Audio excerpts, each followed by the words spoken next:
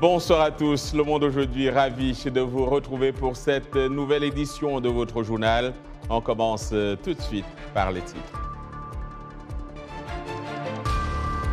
Journée marathon pour Emmanuel Macron qui est en tournée africaine. Ce vendredi, il a 3 capitales à parcourir en quelques heures.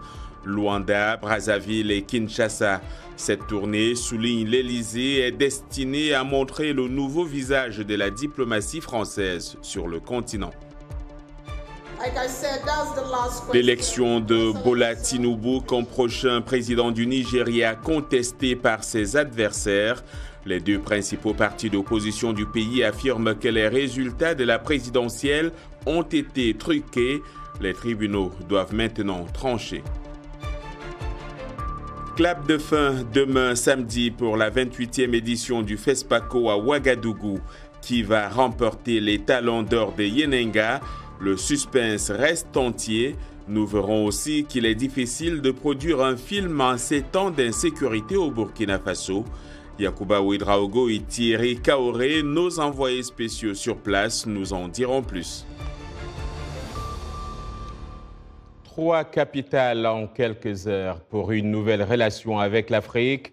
Le président français a pris part dans la matinée de ce vendredi à Luanda, en Angola, à un forum économique axé sur l'agriculture auquel plus de 50 entreprises françaises ont participé. Ça correspond à l'idée que je me fais de ce partenariat économique entre le continent africain et la France, a expliqué le président Macron devant une bonne centaine de participants. Le dirigeant français s'est également entretenu avec son homologue angolais, João Lourenço. Après, Emmanuel Macron devait s'arrêter quelques heures à Brazzaville pour une rencontre avec Denis Sassou Nguesso. Il rejoint ensuite la République démocratique du Congo sur l'autre rive du fleuve Congo pour une visite axée sur la coopération en matière de santé et de culture. Outre le président Félix Tshisekedi, Emmanuel Macron rencontrera le professeur Jean-Jacques Muyembe à l'origine de la découverte du virus Ebola, ainsi que des artistes et entrepreneurs culturels. Plus que quelques heures donc avant que le président français Emmanuel Macron ne foule pour la première fois le sol de Kinshasa, capitale du plus grand pays francophone au monde.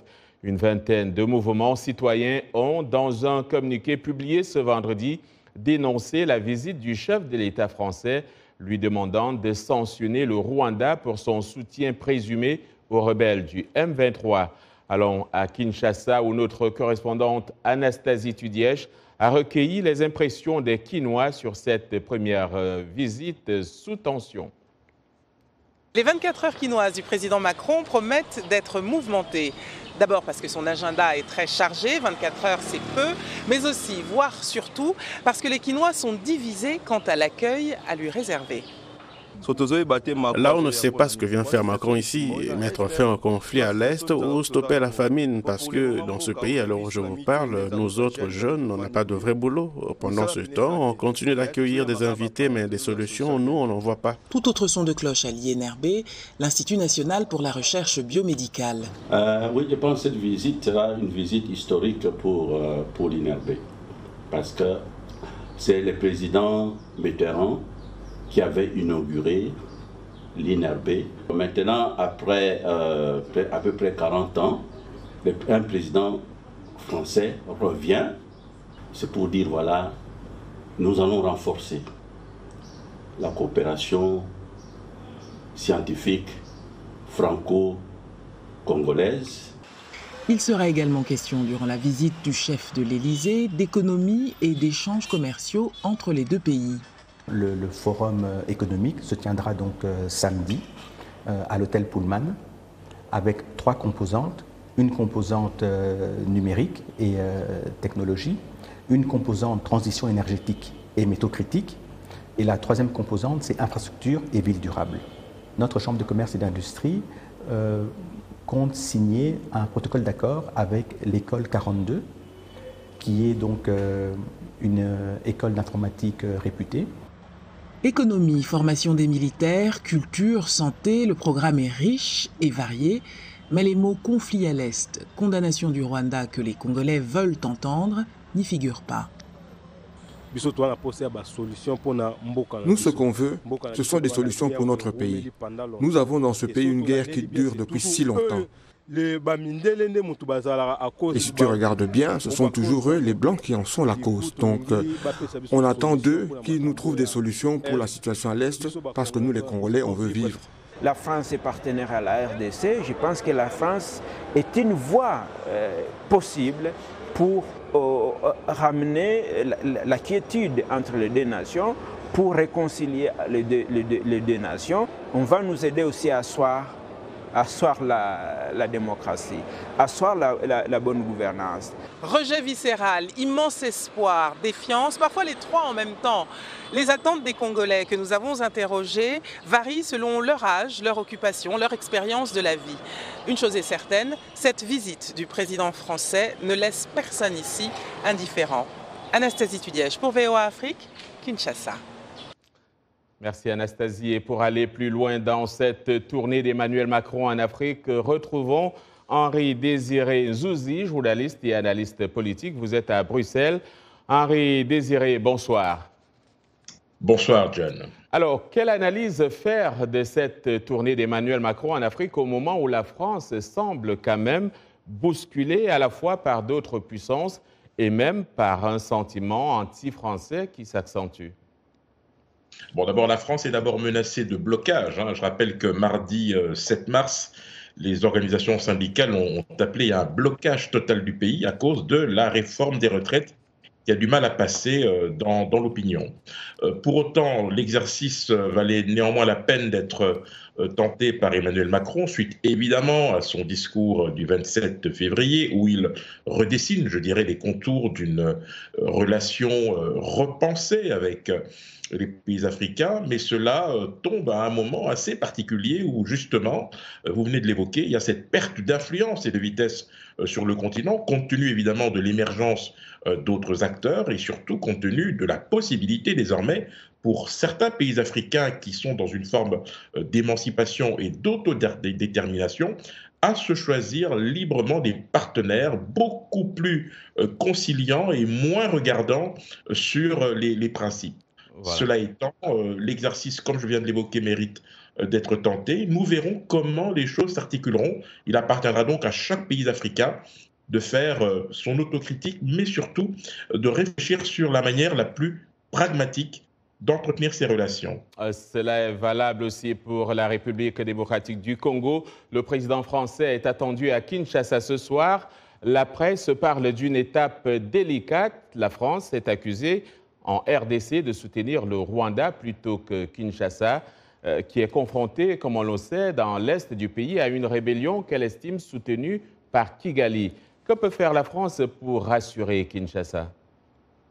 Ce que la France peut faire, au-delà de rappeler des principes que nous connaissons tous, c'est-à-dire le respect de l'intégrité territoriale et de la souveraineté de la RDC, c'est de prendre l'engagement d'examiner sérieusement les différents rapports qui ont été présentés en fait, mais qui n'ont jamais été examinés au Conseil de sécurité et qui pointent très clairement la responsabilité du Rwanda. Je pense que la France gagnerait à ne pas jouer sur l'ambiguïté, une ambiguïté qui d'ailleurs excède l'opinion publique congolaise, qui a véritablement besoin d'un geste fort qui soit de nature à les rassurer quant à, je dirais, la neutralité de la France dans ce dossier épineux. Voilà.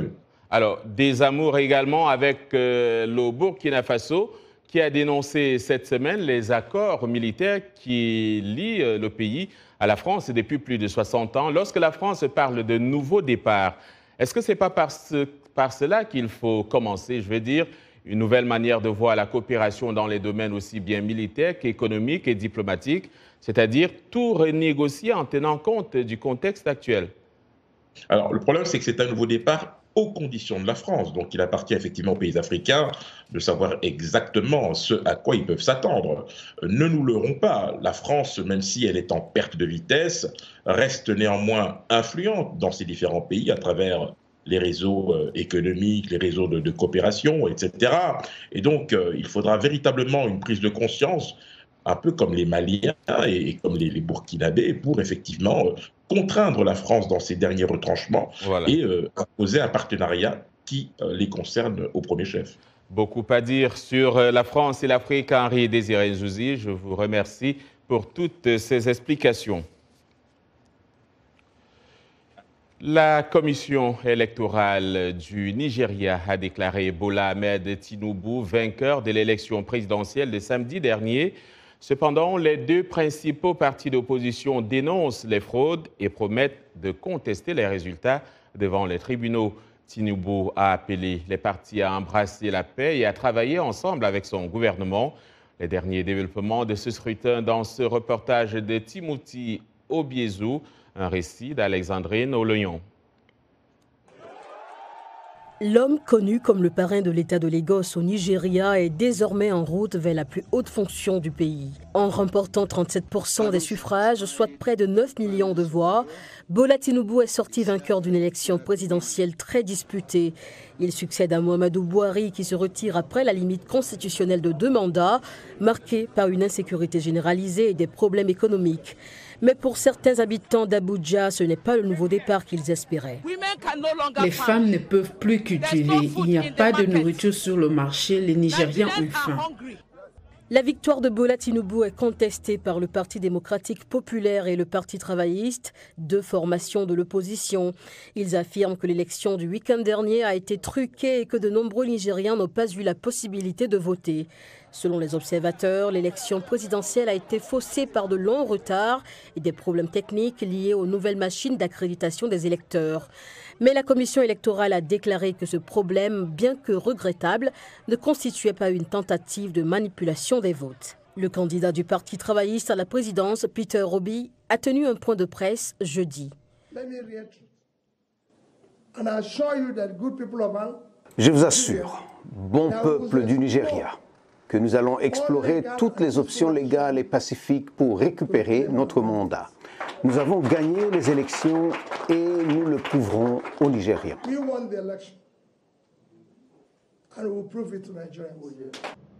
Tinubu, de son côté, appelle à l'unité et souhaite que l'opposition travaille avec lui.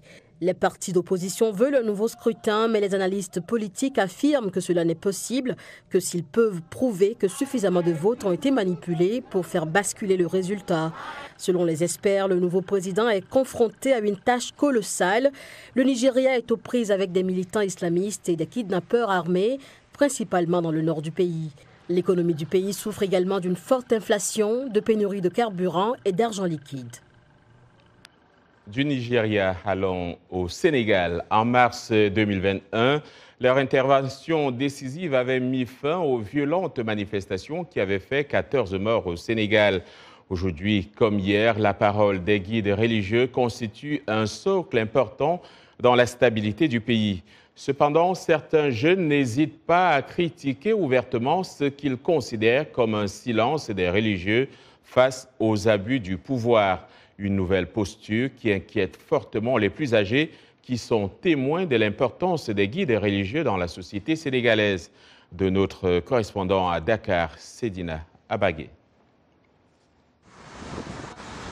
L'exécutif, le judiciaire et le législatif, voilà les trois pouvoirs consacrés par la Constitution sénégalaise. Mais ce triptyque est complété par le pouvoir des guides religieux, un pan important qui a été un des piliers de la stabilité du Sénégal. Un pilier secoué dernièrement par des attaques, insultes et des invectives à cause de la politique.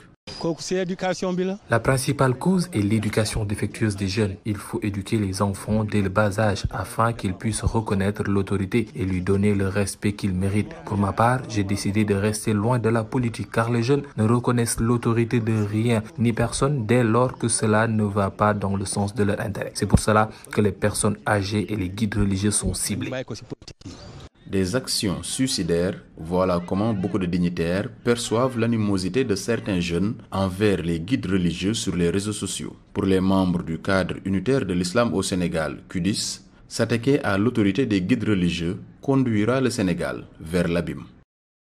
En période de tension, il est difficile de discerner le faux du vrai. Et c'est là qu'écouter et respecter la parole des guides religieux est important. Fragiliser les chefs religieux revient à couper la branche sur laquelle on est assis. Ce qui est sûr, c'est que tu vas tomber avec la branche et l'arbre va survivre. Les guides sont comme cet arbre. Peu importe la situation, ils seront toujours les socles de ce pays. Donc, il faut les respecter et suivre leurs injonctions. Pour servir de relais et éviter une brouille du canal d'échange entre la société et les gouvernants, la régulation s'impose. C'est dans ce cadre que le médiateur de la République a initié des rencontres avec les différentes composantes de la société. La régulation, ça fait partie en tout cas des moyens d'apaiser. Et c'est à cet exercice que nous nous sommes soumis ce matin. Je pense que, quelque part, on ne peut pas tout faire.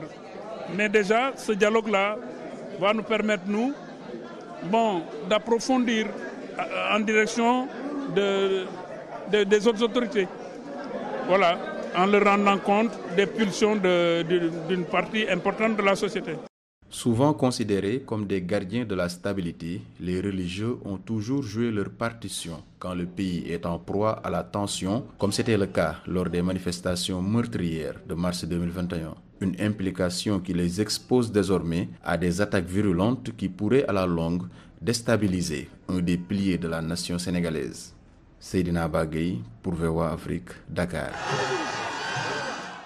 Également dans l'actualité ce soir, le directeur général de l'Agence internationale de l'énergie atomique, Raphaël Grossi, est arrivé ce vendredi à Téhéran pour des discussions sur le programme nucléaire iranien, selon un rapport confidentiel de l'Agence internationale de l'énergie atomique consulté par les médias. Des particules d'uranium enrichies à 83,7%, soit un peu moins des 90% nécessaires pour produire une bombe atomique, ont été détectés dans l'usine souterraine de Fordo, à une centaine de kilomètres au sud de la capitale Téhéran. L'Iran, qui nie vouloir se doter de l'arme nucléaire, s'est justifié en faisant état de fluctuations involontaires au cours du processus d'enrichissement et assure n'avoir pas tenté d'enrichir son uranium au-delà de 60%. Et puis, note de marque ce vendredi à la Maison-Blanche, Joe Biden reçoit le chancelier allemand Olaf Scholz, l'occasion d'envoyer un message d'unité à la Chine et à la Russie. Cette visite destinée à réaffirmer les profonds liens d'amitié entre les deux pays, selon Washington, est la deuxième du dirigeant allemand à la Maison-Blanche depuis février 2022. Elle suscite d'ailleurs l'ire du Kremlin qui a prévenu, avant même la rencontre, que de nouvelles livraisons d'armes à Kiev ne feraient que prolonger le conflit. La Maison-Blanche a d'ores et déjà dit que les États-Unis annonceraient donc vendredi une nouvelle assistance militaire à l'Ukraine, composée essentiellement de munitions. Vous suivez Le Monde aujourd'hui. Tout de suite après la pause, nous parlerons du FESPACO, le festival panafricain de films et de télévision.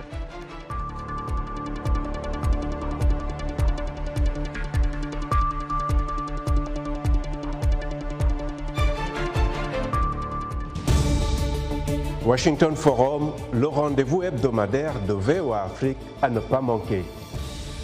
Chaque semaine, nous sommes ensemble pour 30 minutes pour décortiquer les grands sujets qui font l'actualité. Avec nos analystes et nos reporters, nous allons au fond des choses. Politique, économie, société, culture. Nous posons le débat et nos analystes sont là pour apporter l'éclairage. Washington Forum, c'est aussi vous, le public. Vous pouvez participer en réagissant au thème de la semaine sur nos réseaux sociaux. La rédaction de VOA Afrique vous donne rendez-vous sur ses chaînes partenaires, son site voafrique.com et sur ses plateformes numériques pour prendre part à ce forum réalisé dans nos studios à Washington. À très bientôt dans Washington Forum.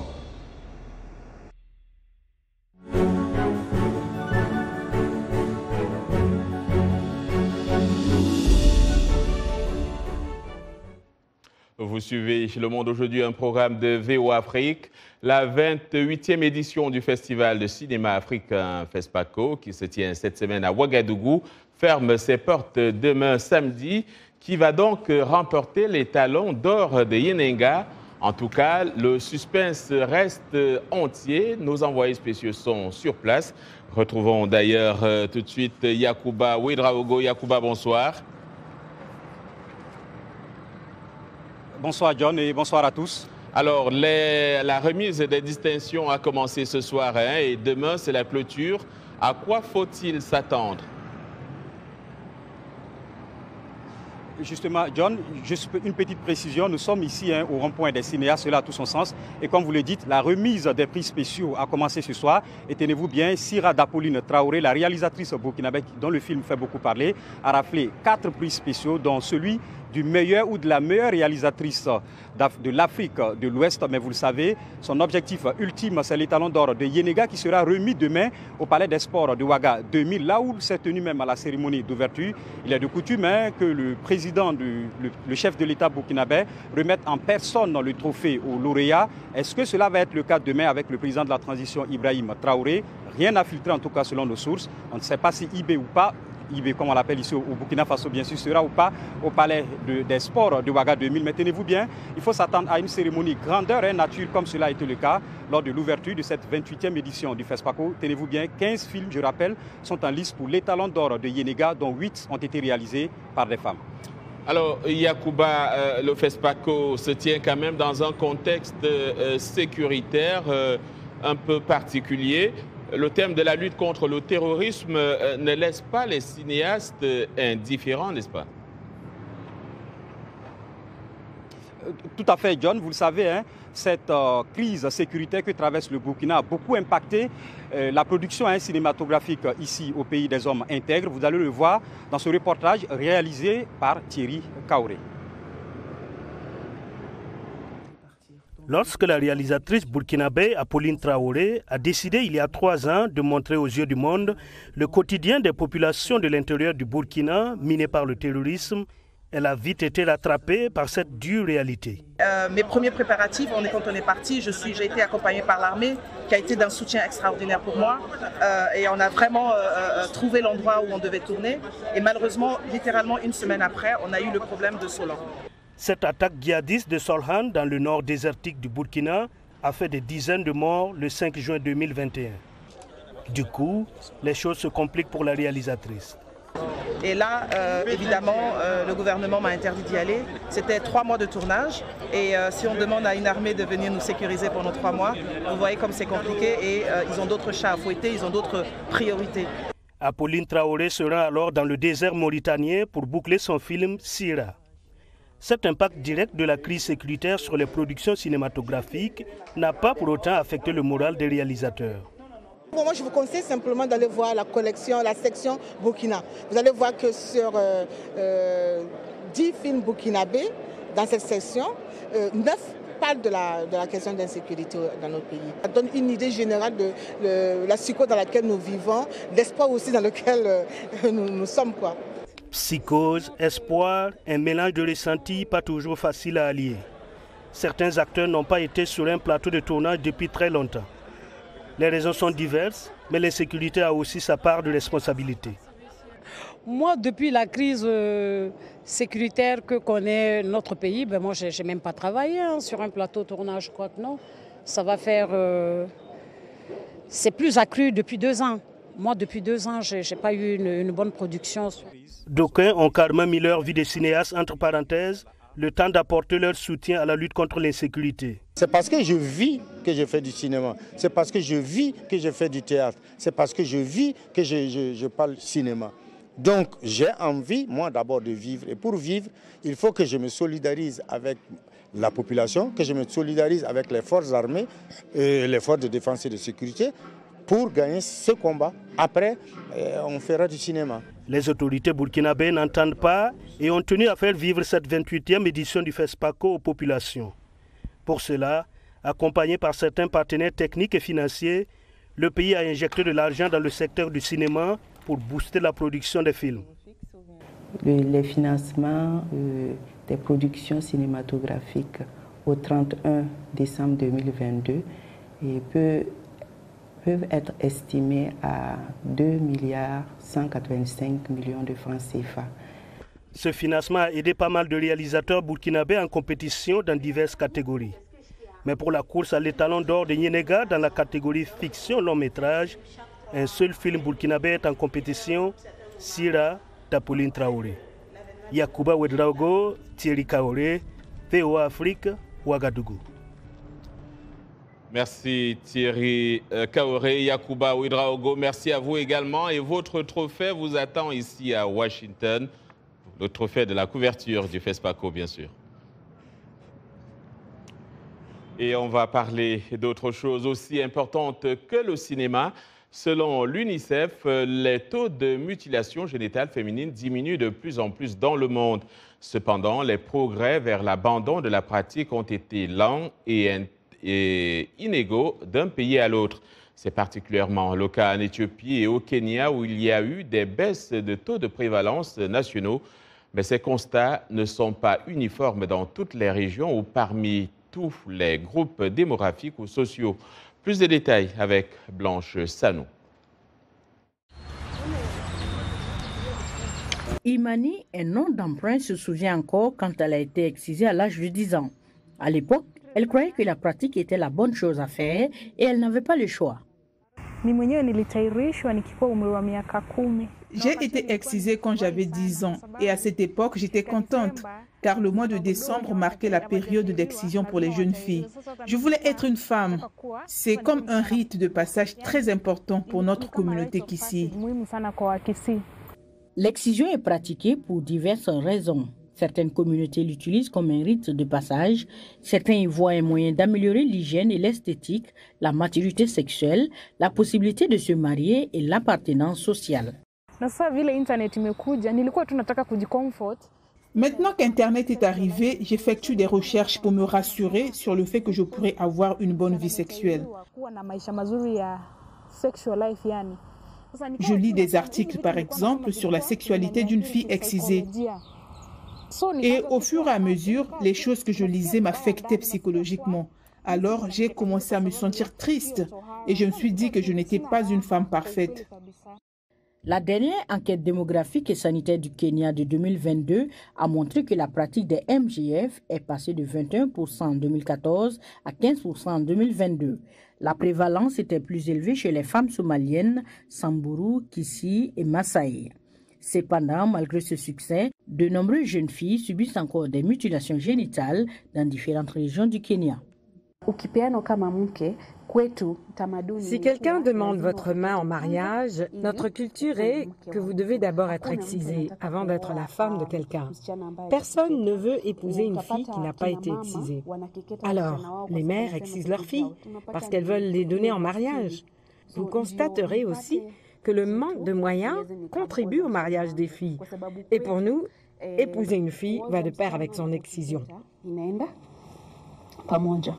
Jedida Lemaron, avocate et directrice exécutive de l'initiative Malkia, affirme que les mutilations génitales féminines sont enracinées dans l'inégalité entre les sexes et les déséquilibres de pouvoir. Combattre cela nécessite de changer les normes culturelles et sociales qui augmentent le risque de préjudice pour les femmes. Cela signifie qu'il faut s'attaquer à toutes les autres formes de violence et de pratiques néfastes telles que le mariage des enfants, la violence physique, sexuelle et psychologique survenant au sein de la famille, des institutions et des communautés. Voilà pour ce journal Le Monde aujourd'hui, fin de cette édition. Au nom de toute l'équipe, je vous dis merci de l'avoir suivi. Demain est un autre jour. D'ici là, passez une excellente soirée et un bon week-end.